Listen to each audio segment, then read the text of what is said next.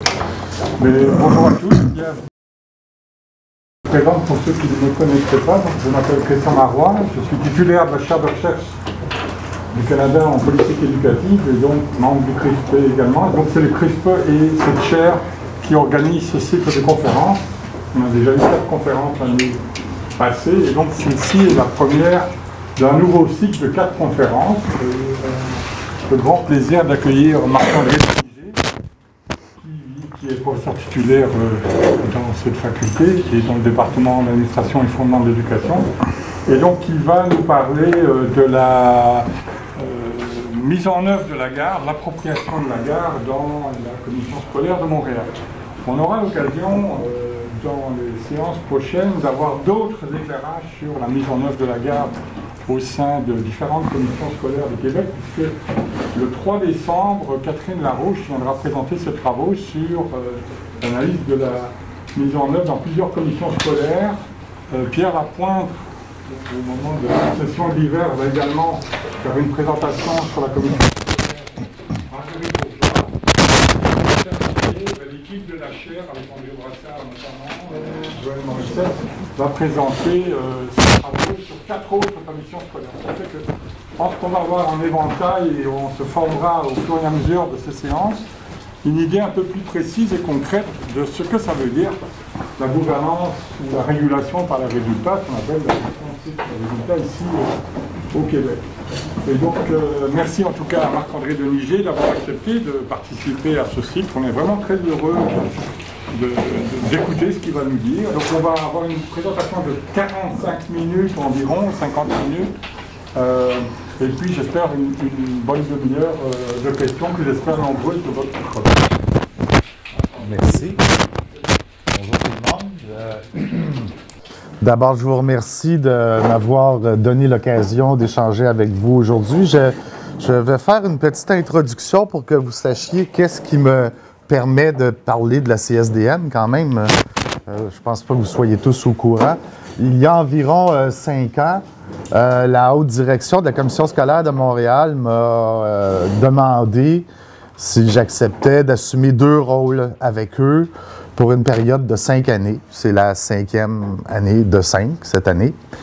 Le premier rôle consistait à siéger sur le comité directeur du plan Réussir, ce dont nous allons reparler dans quelques minutes. Le plan Réussir, c'est la vaste entreprise de réforme qu'a lancée la Commission scolaire de Montréal pour mieux faire réussir les élèves qui fréquentent leurs écoles.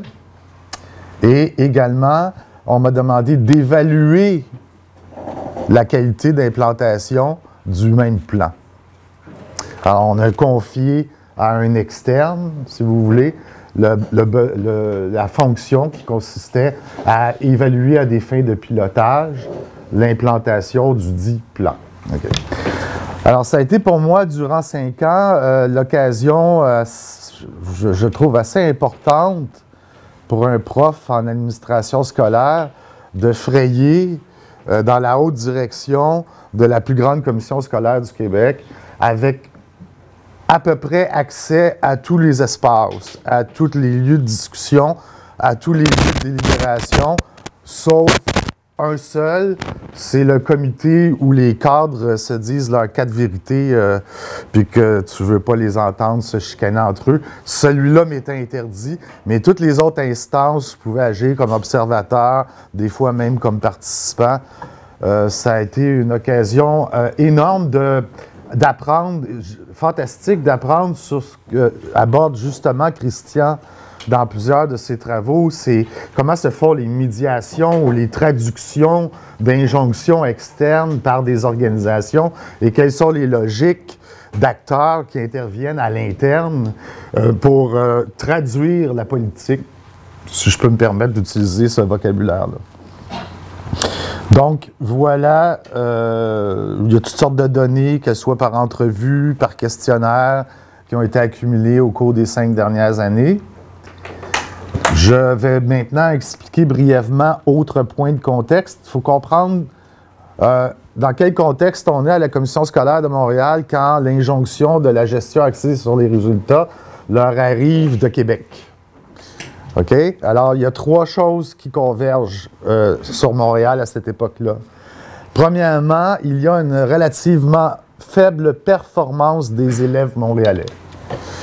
Les élèves montréalais ont de la difficulté à réussir, à se diplômer dans les temps requis, de la difficulté avec la maîtrise du français, avec la maîtrise des mathématiques en particulier.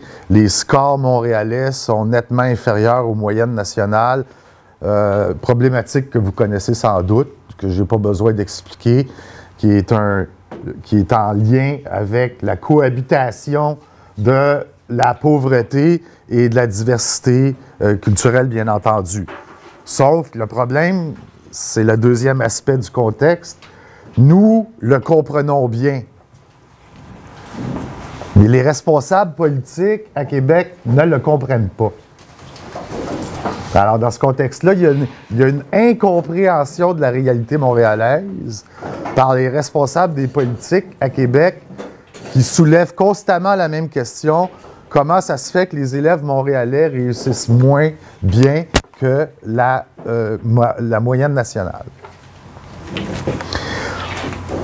Donc, un mélange de faits objectivement mesurables,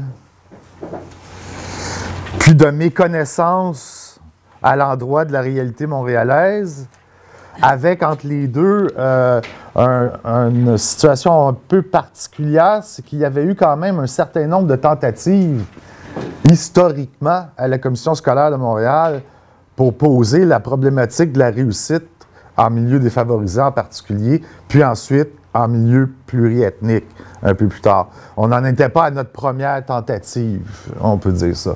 Ça remonte même aux années 60, les premières tentatives. J'ai produit une espèce d'état de connaissance de l'évolution historique des politiques d'intervention en milieu défavorisé.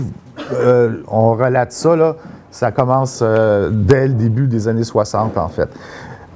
Diverses tentatives, donc, marquées par l'insuccès. C'est exactement le même profil que quand on regarde l'évolution des politiques d'éducation, des grandes vagues de réformes américaines, par exemple. Hein? On essaie telle façon, ça ne fonctionne pas. Ensuite, on essaie telle autre manière, ça ne fonctionne pas non plus, pour en arriver plus récemment à des standard-based reforms. Vous connaissez l'expression? Des réformes qui fixent des objectifs puis des cibles à atteindre, etc. Et c'est précisément ce que va faire la Commission scolaire de Montréal pour avaler la gare. Parce que c'est bien ça qu'il faut comprendre. La Commission scolaire de Montréal ne s'est pas fait imposer la gare par le ministère de l'Éducation. Elle était une longueur d'avance sur le ministère de l'Éducation. Elle était rendue à s'imposer elle-même la gare. Donc, ce qui s'est produit, c'est que la Commission scolaire de Montréal a fait une adaptation stratégique d'une contrainte externe. C'est comme ça qu'il faut comprendre son action. Et elle le fait comment? Elle l'a fait en établissant le fameux plan Réussir dont j'ai parlé tout à l'heure. Le plan Réussir, c'est la quintessence québécoise du Standard-Based Reform. OK? C'est un plan qui a été conçu après de longues consultations qui ont duré proche de 2 ans. Il y a 10 000 personnes qui ont été consultées pour l'élaboration du plan Réussir. Ils ont élaboré ensemble une réflexion collective autour de 5 grands points. Premièrement, la persévérance des adolescents. Toute la problématique de la réussite telle que vécue à l'école secondaire en particulier, était déjà très préoccupante il y a 5 ou 6 ans. Ça l'est devenu encore plus aujourd'hui, s'il y a une chose. Deuxième enjeu central, le rôle des services de garde. Quel est le rôle? Là, c'est plutôt la prime enfance dont on parle ici.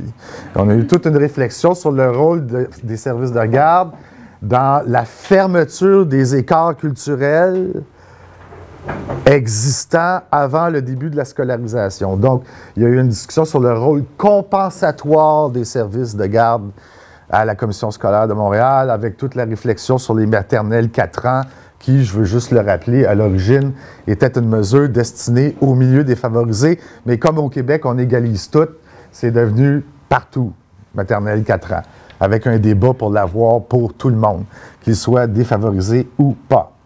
Parce qu'on a de la misère à distinguer égalité et équité chez nous. On a un problème conceptuel là, avec les deux. L'Organisation des services des OHDAA, aux enfants handicapés ou en difficulté d'apprentissage et d'adaptation, était le troisième grand sujet pour toutes sortes de raisons. Premièrement, vous savez sans doute qu'il y a beaucoup d'enfants dans les écoles montréalaises qui sont catégorisés comme ayant des problèmes d'apprentissage ou troubles d'apprentissage ou d'adaptation, d'une part. Puis l'autre préoccupation, elle est très simple, c'est que la Commission scolaire de Montréal dépense 20 millions de dollars de plus à chaque année que ce que le MES lui donne en budget pour prendre en charge les enfants handicapés ou en déficit d'adaptation et d'apprentissage. Ce qui est partie structurante du déficit de l'établissement, de l'organisation. Ça explique de façon structurelle pratiquement la moitié du déficit accumulé au cours des années. Ça s'est fait par, je dirais, souci du devoir éthique à l'endroit d'enfants qui avaient des problèmes. Et c'est une guerre à finir, c'est vraiment une guerre à finir entre le MES et la Commission scolaire de Montréal pour faire reconnaître son sous-financement à ce chapitre. OK? Ça, c'est à l'arrière-plan. L'autre question, qui est vraiment dans les suites, d'ailleurs, du rapport des États généraux, c'est la priorité en matière d'enseignement du français. Très important parce que c'est la clé de voûte de l'apprentissage, puis qu'on vit dans une communauté où plusieurs enfants ont de la difficulté avec la maîtrise de la langue française, qui les empêche de progresser, puis avec tous les travers de stigmatisation que cela peut comporter. Hein? Je m'explique. Est-ce qu'un enfant est déficient du point de vue cognitif ou il ne maîtrise pas le français? C'est pas la même chose, là. Mais il y a beaucoup d'enfants qui maîtrisent peu le français, qui finissent par être stigmatisés dans un système de classement HDAA, parce que très souvent, c'est la seule façon de leur donner une aide quelconque que de leur accoler d'abord une étiquette. Alors, tout ça était dans la trame de fond de la discussion qu'il y a eu. L'autre chose, c'est les mesures de soutien aux parents. Déjà à l'époque, la commission scolaire était soucieuse du rôle que les écoles pouvaient jouer dans le soutien des parents pour à la scolarisation de leurs enfants. À terme, après toutes les discussions et consultations, le plan va retenir 2 priorités. Améliorer la réussite par la maîtrise du français et soutenir les élèves qui présentent des besoins particuliers. Ça a fait consensus assez rapidement. Par consensus, je veux dire, il faut que vous compreniez la donne politique à Montréal. J'espère que vous savez que on a un syndicat enseignant, entre autres, qui est très revendicateur historiquement. Les relations de travail ne sont pas toujours faciles entre le patron et le syndicat en question. Mais là-dessus, il y avait les membres du syndicat ont participé ils ont participé et étaient largement d'accord avec les consensus qui se sont dégagés. La pierre d'achoppement s'en vient dans 2 petites minutes. C'est important de comprendre où ça va achopper. Il y a 30 moyens qui ont été aussi discutés et retenus pour, disons, servir ces 2 priorités. Elles vont de l'encadrement des enseignants jusqu'aux méthodes pédagogiques, en passant par l'amélioration des relations école, famille, communauté. Je ne peux malheureusement pas vous faire la nomenclature de ces 30 mesures-là. Jusque-là aussi, tout allait bien. Quand on a tourné la page maintenant, puis qu'on a dit que pour être bon par rapport à des objectifs, il faut, comme on l'apprend dans nos cours d'évaluation, il faut se donner des critères qui sont ici des cibles de réussite. C'est là que les choses se sont crispées quelque peu. Il est clair, net et précis que le syndicat enseignant était totalement opposé à la fixation de cibles, ce qui va entraîner chez des mots d'ordre sur le fait de mettre la pédale douce dans l'implantation du plan Réussir dans bien des écoles. Okay? Ça, c'est notre arrière-plan politique. Parce que mon but aujourd'hui, c'est de montrer un peu comment s'articulent les logiques d'acteurs à travers la traduction que la commission scolaire a faite de la gestion axée sur les résultats. Très vite, après l'adoption du plan Réussir et de ses cibles, il va exister une exigence institutionnelle très claire. Puis là, on est vraiment dans le modèle top-down. C'est-à-dire que la haute direction de la commission scolaire de Montréal va exiger que la nouvelle vague de planification stratégique dans les écoles, on était dû pour réécrire nos plans de réussite, là, que la nouvelle vague soit dûment alignée sur les objectifs du plan Réussir. Les écoles devaient aligner, créer une continuité entre l'esprit du plan Réussir puis les plans de réussite qu'elles élaboraient. OK? Et c'est justement, c'est dans cette négociation entre le central puis les écoles qu'on va commencer à voir le jeu des logiques d'acteurs qui sont chères à mon collègue Marois lorsqu'il analyse des politiques d'éducation. OK? Je vais essayer de me coller un peu sur ton cadre dans 2 petits instants. Donc, il y a un redéploiement complet de la planification stratégique qui s'est fait dans la commission scolaire, non pas suite à l'imposition de la garde par le ministère de l'Éducation, mais à la création de leur propre plan directeur, qui s'appelle le plan Réussite. Alors, première chose que la garde a comme conséquence, c'est rendre tout ce qui s'appelle planification très important. Moi, pendant 2 ans, j'avais l'impression que je n'ai jamais entendu parler de pédagogie. Dans aucune instance de la plus grande commission scolaire du Québec. J'ai entendu parler de planification, bonne, mauvaise, à quoi ça sert, comment on fait changer les mentalités pour développer des cultures de planification, en quoi il faut rendre ça réaliste, que les gens voient bien, quel enracinement concret ça a dans la vie d'une école, que les cultures, ça change lentement, il faut qu'on soit bien soutenu. Alors, on a parlé de planification tellement que dans notre rapport de la 2e année, puisque nous avons un rôle d'amis critique, mon équipe de recherche, puis je salue les membres présents d'ailleurs, on a recommandé qu'ils cessent de parler de planification stratégique autant. Carrément. Puis on leur a recommandé de plancher sur une vision pédagogique institutionnelle qui, logiquement, devrait guider le déploiement d'une planification stratégique. Parce que rappelons-nous qu'une commission scolaire n'est pas une usine à saucisses. Hein? Son objet, c'est des humains, puis c'est l'éducation des humains. Donc, ce qui devrait primer, ce n'est pas la planification stratégique, c'est la vision pédagogique. La planification stratégique devrait servir la vision pédagogique et non l'inverse. Ça, c'est un débat sempiternel qui est vraiment au cœur des tensions au sein de la haute direction de la commission scolaire de Montréal et de ses artisans. Je dirais même que c'est une tension historique. Je veux dire, si mes collègues départementaux qui proviennent de la commission scolaire de Montréal étaient là aujourd'hui, ils vous diraient « Oui, tu as raison, la chicane existait il y a 40 ans. Okay? C'est au cœur de la culture. Qu'est-ce qui prime, la pédagogie ou toute la gestion autour de la pédagogie? Bon.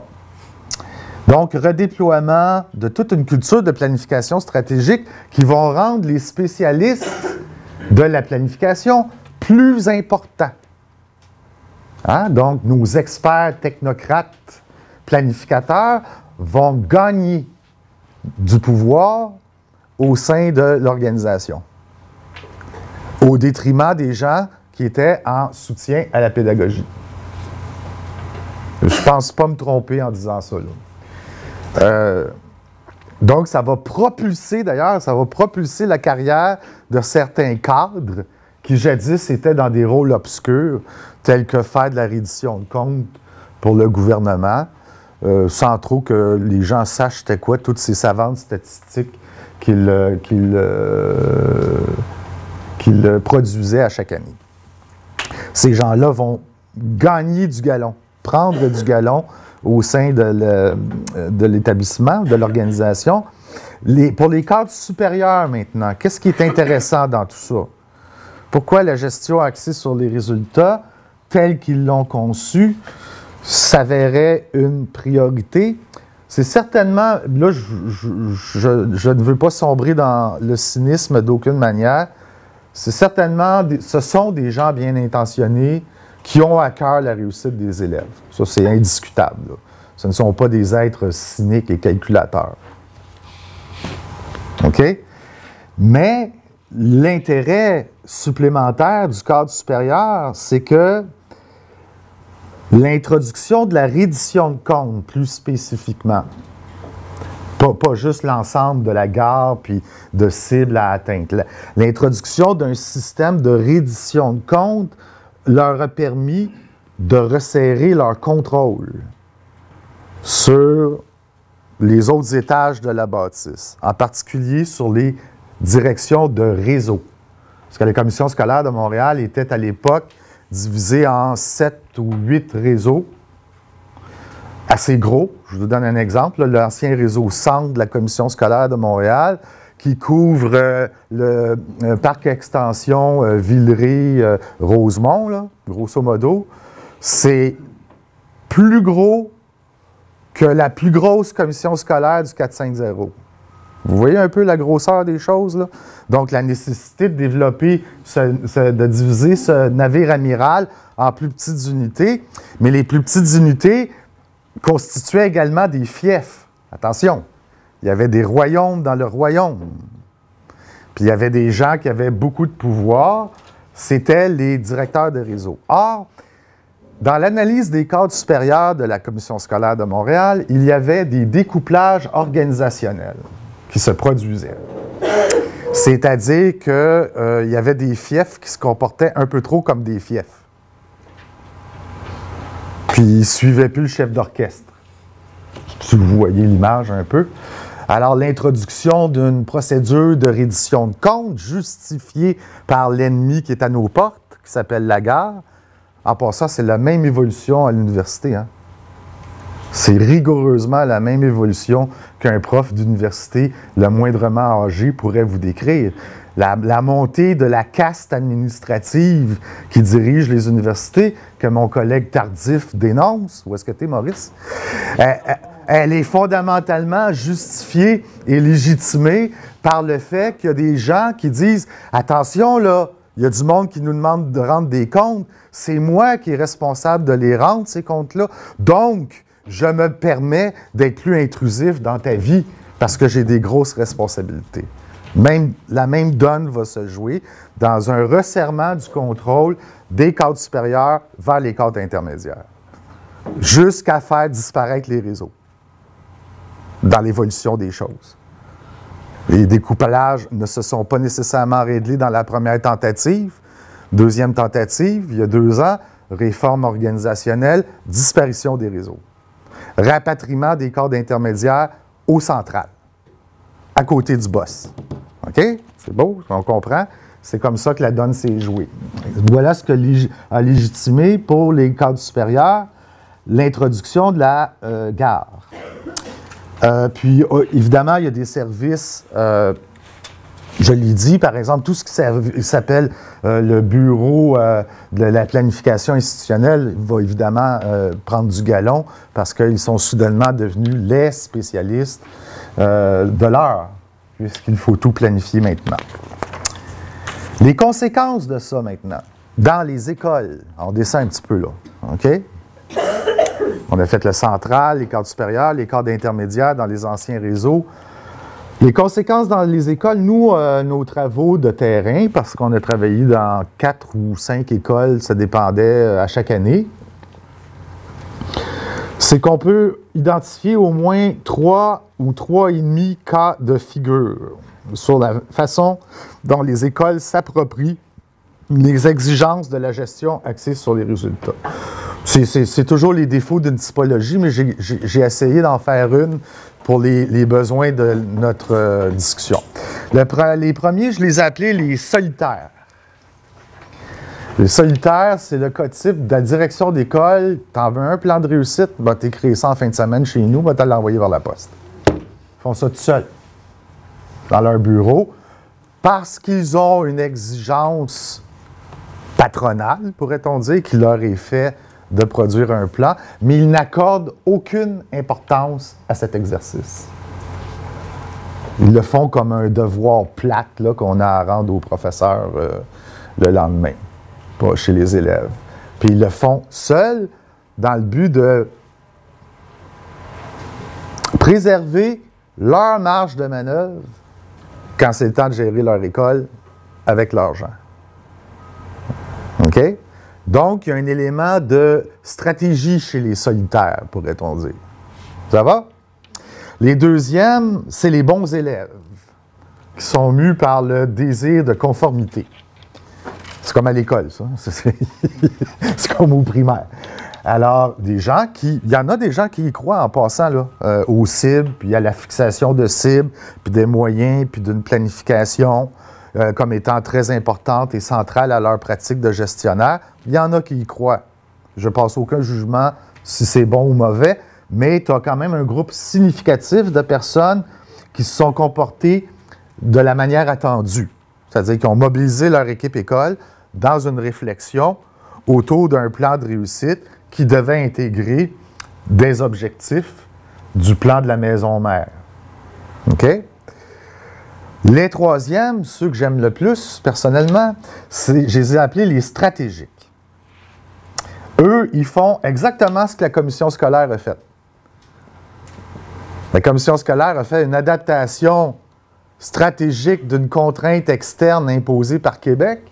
Bien, eux, ils vont faire une adaptation stratégique d'une contrainte imposée par leur employeur. Puis ils vont utiliser le prétexte de l'obligation de planifier pour faire autre chose que de la gestion axée sur les résultats. Ah! Ça, c'est là que ça devient intéressant, je pense, nos logiques d'acteurs. Et c'est d'ailleurs probablement le résultat le plus probant de la gestion axée sur les résultats, ce dont je vais parler. Ce qui intéressait nos directions d'établissement dites stratégiques, c'était le caractère mobilisateur de l'exercice qui consiste à faire une planification avec une équipe école. Et cette mobilisation, en fait, les intéressait plus que la gestion axée sur les résultats. Parce que plusieurs d'entre eux cherchaient depuis longtemps à accroître la collégialité au sein de leur établissement, à briser la vieille culture de l'enseignant, de l'enseignante dans sa salle de classe qui est un peu une sorte de cow-boy solitaire, qui ne travaille pas nécessairement avec les autres, puis ça fait partie de la profession, puis ça a toujours été comme ça. Parce que la collégialité aussi, et ils le savent, parce qu'ils ont quand même suivi des cours à l'université, est un levier du développement de différents changements qui caractérisent l'école efficace, en milieu défavorisé en particulier. C'est-à-dire que si on faisait une liste de 8 caractéristiques du High Performance, High Poverty School, des écoles performantes de milieux défavorisés, la collégialité fait partie de la liste des 8 concepts centraux, mais elle n'a pas le même statut que les autres concepts. Elle a un statut dynamique dans le concept, c'est-à-dire la collégialité va permettre l'établissement d'un climat propice à l'apprentissage. La collégialité va permettre une discussion sur la pédagogie, etc. Comprenez? C'est un levier permettant de faire des progrès sur les autres domaines prioritaires. Et c'est ça que les gens ont retenu. Quand on les interviewait, Puis il nous parlait de la gestion axée sur les résultats, de la planification, comment ils ont fait ça, comment ils ont vécu ça. Ce dont il témoignait, c'était tout à l'enseigne de la collégialité. La collégialité va l'emporter sur le reste, même devenir l'objectif premier plutôt que les résultats. Première constatation. Cet effet mobilisateur maintenant, parce que les stratégiques, là, ce n'est pas nécessairement la majorité. Là, vous voyez qu'on décompose un groupe. Là. On est dans le sous-groupe des stratégiques. L'effet mobilisateur a existé, c'est parfois maintenu, mais c'est parfois perdu. Ça, c'est l'arme à double tranchant. Mobiliser une équipe école, c'est une grande réussite. N'importe qui gère une école va vous le dire. Mais si tu laisses aller la mobilisation, ça peut avoir un effet de ressac sur l'équipe école qui se démobilise complètement, puis qui n'accepte plus par la suite de tenter l'expérience de la collégialité parce que la fois d'avant, ça n'a pas fonctionné. Il y a un effet pervers potentiel à laisser tomber une mobilisation une fois qu'on l'a suscitée. Bon, maintenant, je vais faire 4 constats. Rester dans mes temps. Je vais faire pas plus que 4 constats. Tel que vécu,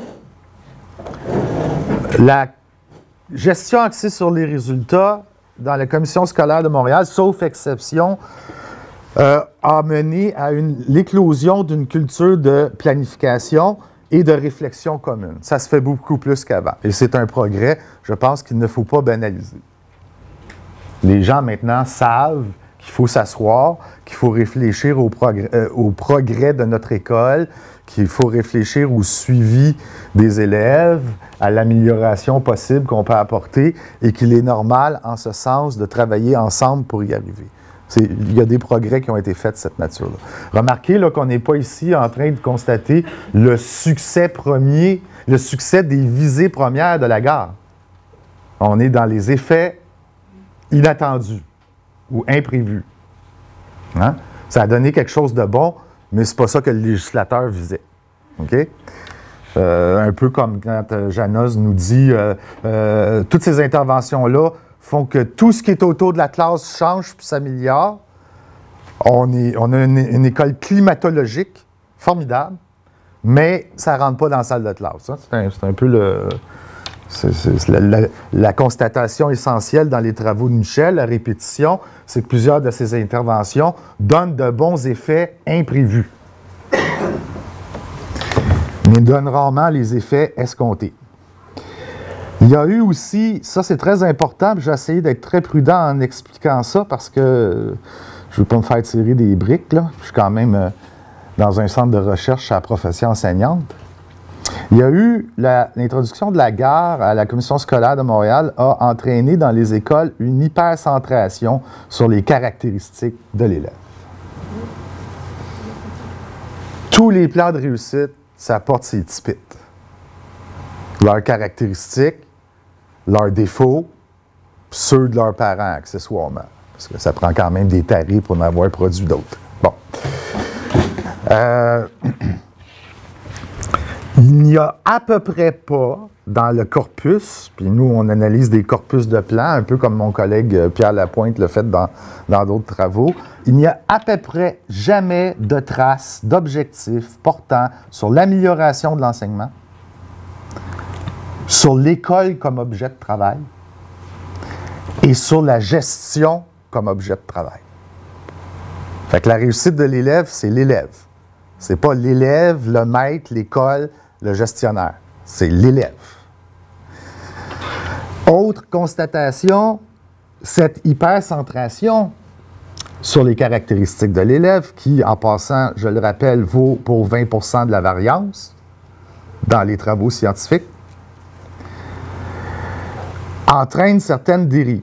Exemple, le tout motivation.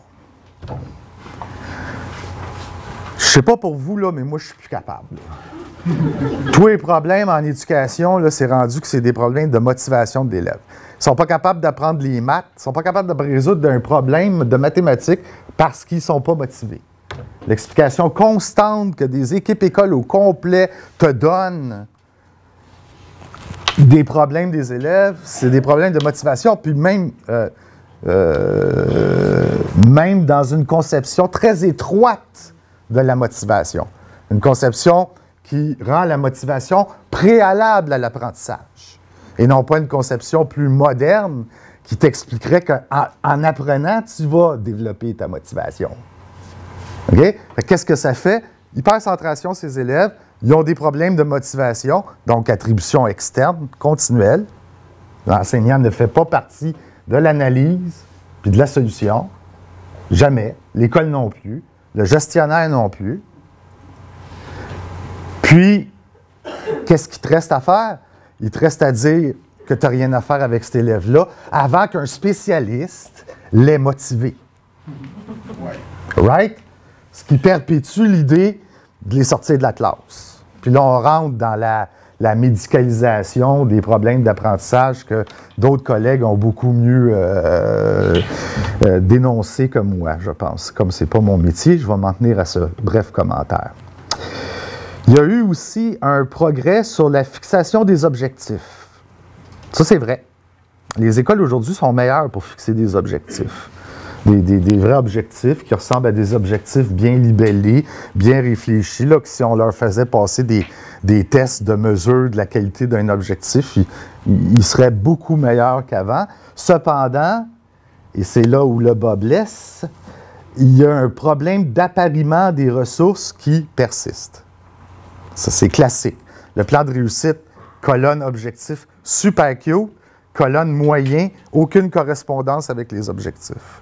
On perpétue au sujet des moyens les anciennes ornières dans lesquelles on est installé. Les directeurs d'école vous diront que c'est parce qu'ils sont tellement contraints par telle règle, telle règle, telle règle, telle règle, qu'ils ne peuvent pas changer la façon d'attribuer des ressources. Et c'est un peu vrai, c'est extrêmement contraignant, l'attribution des ressources en éducation, mais il en demeure pas moins qu'on ne s'est pas donné les moyens pour, si vraiment on croit à la gare puis on veut y croire, on ne s'est absolument pas donné les moyens de réussir les objectifs qu'on s'est donnés.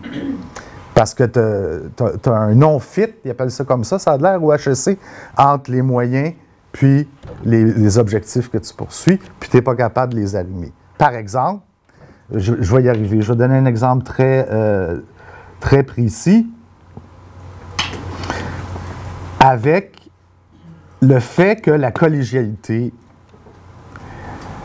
elle n'a pas entraîné des progrès significatifs sur une transformation de la culture du développement professionnel chez les enseignants. T'sais, tu veux qu'un enseignant puisse réfléchir à sa pédagogie puis transposer un apprentissage qui a été fait, puis tu perpétues le modèle de développement professionnel des 25 maudites journées pédagogiques, qui sont un modèle parfait pour ne pas rien transposer. Je vois que la gang de l'École montréalaise ricane. C'est vrai. C'est mon avis. Donc, si tu ne changes pas ta culture, les changements souhaités, tu ne les auras jamais. Puis quand notre ami Janoz cherche pourquoi les changements n'arrivent pas, bien, il y a des éléments là, qui sont clairs là-dedans. Là. C'est que la culture de développement professionnel, il faut qu'elle change si tu veux que les enseignants arrivent à se questionner de façon réflexive sur leur pratique. Bon, cela dit, ce n'est pas une panacée, ça ne règle pas tout, puis la solution n'est pas toute non plus sur le dos des enseignants. Il faut que tu aies également une organisation du travail qui va permettre cette transformation-là. Or, la commission scolaire ne s'est jamais rendue jusqu'à poser les gestes qu'il faudrait qu'elle pose pour susciter ce changement de culture. Fait qu'il n'y a pas de coupable, puis de méchant, puis de bon là-dedans. Là. Parce que la commission scolaire, ce qu'elle doit faire pour que ce changement-là se produise, c'est instaurer les heures de délibération enseignante, de délibération, d'échange, dans les journées régulières de travail. Sinon, les syndicats vont dire que c'est un surcroît de tâches. C'est encore le fameux « autre tâche connexe » qui grossit chaque jour davantage, et ils refuseront de participer. Il faut qu'il y ait un compromis qui se fasse sur l'organisation du travail si vous voulez entraîner un changement dans la culture du développement professionnel, puis il ne s'est pas produit, ce compromis-là. Entre autres à cause du départ d'une présidente, mais ça, c'est de la petite histoire dans la grande. Alors, conclusion, parce que il faut que je respecte mon temps. Il y a une faible pénétration de la logique de la gestion axée sur les résultats dans la vraie vie.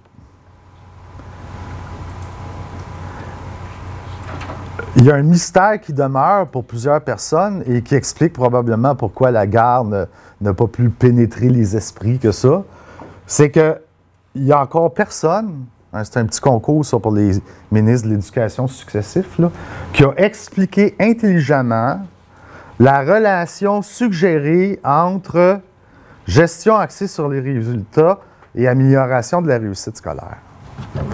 Si on était dans un séminaire, là, on dirait « vous n'expliquez pas votre modèle conceptuel, monsieur. Là. On ne comprend pas le lien entre les boîtes de votre modèle. Là. Okay? C'est pris pour acquis que tu fais de la gare, puis des typites vont mieux réussir. Ah oui? Comment? Quelle est la relation proposée entre les deux? Puis il y a bien, pas juste des opposants, il y a beaucoup de sceptiques, en ce sens qu'ils ne comprennent pas le lien qu'on suggère entre ceci et cela, et ce lien n'a, dans les faits, à peu près jamais été expliqué clairement, sauf par des gens qui ont pavé le chemin en même temps qu'ils conduisaient la bagnole. C'est-à-dire qu'ils ont fait du sens en essayant des affaires. Bon.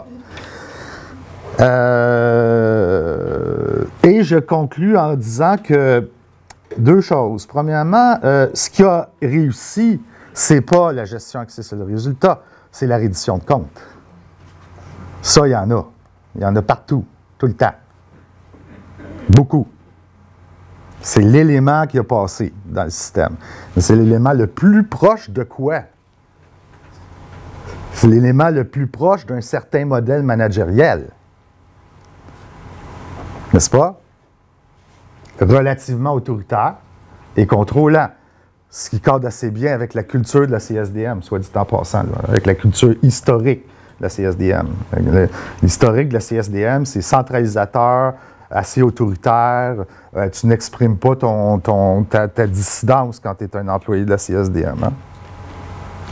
Puis ça perdure. Même si on n'a plus de col romain, on pense encore, comme dans le temps des cols romains. Ça, c'est, comment est-ce qu'ils appellent ça, les sociologues? Un artefact issu du passé. L'essentiel de ce que ces gens-là ont vécu se trouve dans les effets imprévus. C'est l'autre conclusion importante. Ce que la gare a entraîné de positif, c'était pas ce que visait celui qui a instauré la gare. Et je terminerai en rappelant je pense d'ailleurs qu'ils sont aux prises avec le problème que résume bien cette citation de Lorna Earle. Vous connaissez Lorna Earle? C'est une professeure de Oise. Elle a dit une fois dans une de ses conférences, « Accountability without improvement is empty rhetoric ». Puis je pense qu'on est devant une situation de « accountability without improvement » à bien des égards dans le récit que je viens de vous faire. Merci de votre attention.